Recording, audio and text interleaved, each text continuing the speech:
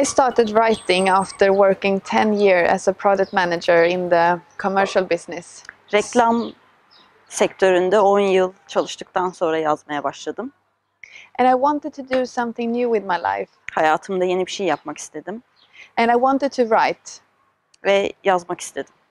I have written many articles before. Birçok makale yazdım. But you know, in a newspaper there are always a limited space. Ama biliyorsunuz ki gazetelerde çok kısıtlı bir yeriniz oluyor. And I wanted to write even longer. And Daha I uzun wanted to yazmak make istedim. up my own stories. Ve kendi hikayelerimi yaratmak istedim.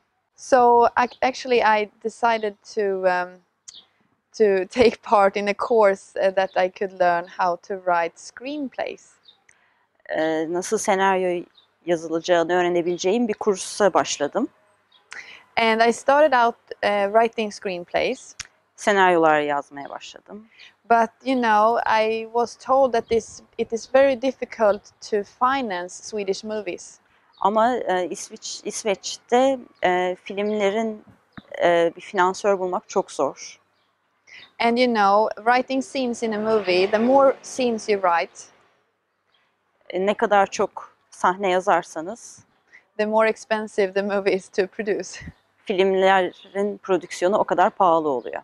So I decided to write a book instead, because in a book Bunun yerine kitap yazmaya karar verdim çünkü I can write as many scenes as I want. istediğim kadar sayıda sahne yazabilirdim.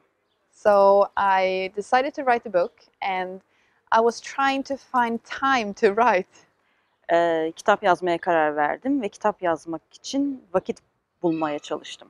And since I worked Full time çalıştığım için de tam zamanlı bir işte çalıştığımdan I understood that I had to write in the evenings. akşamları yazmak zorunda olduğumu anladım.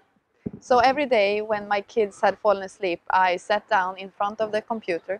Çocuklarım uyuduktan sonra her akşam bilgisayarın başına oturdum. And I wrote my book. Ve kitabımı yazdım.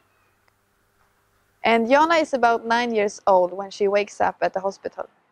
Joanna 9 yaşında gözlerini hastanede açışıyla başlıyor kitap. And she doesn't know who she is and Kim where she olduğunu comes from. bilmiyor, nereden geldiğini bilmiyor. But she grows up and she becomes a very, very successful prosecutor. Ama çok başarılı bir yargıç oluyor. And one day she gets the mission to lead the investigation of a murder.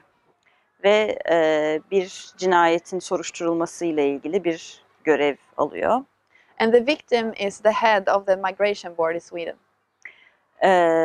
Kurban ise İsveç'in göçmen ofisinin başındaki kişi.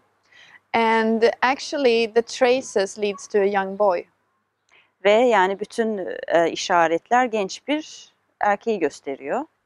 And the more Jonna is digging in the boy's background, ve Joanna bu çocuğun altyapısını deştikçe the more she is finding out about her own.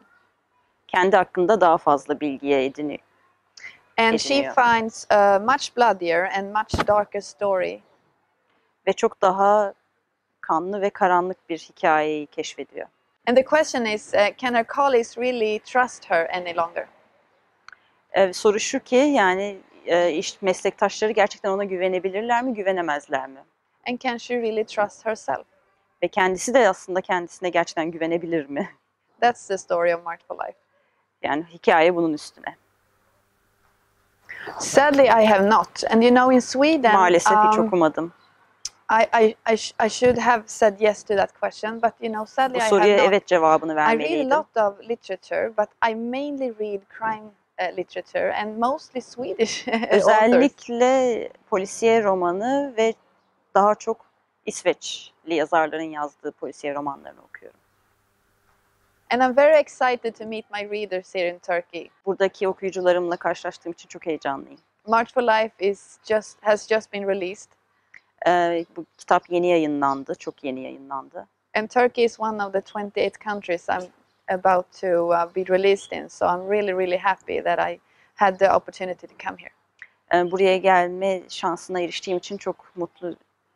I'm very happy because Turkey is one of the 28 yani countries. Türkiye'de olduğum için çok mutluyum çünkü kitabımın çevrildiği 28 ülkeden biri Türkiye. Hoşçakalın.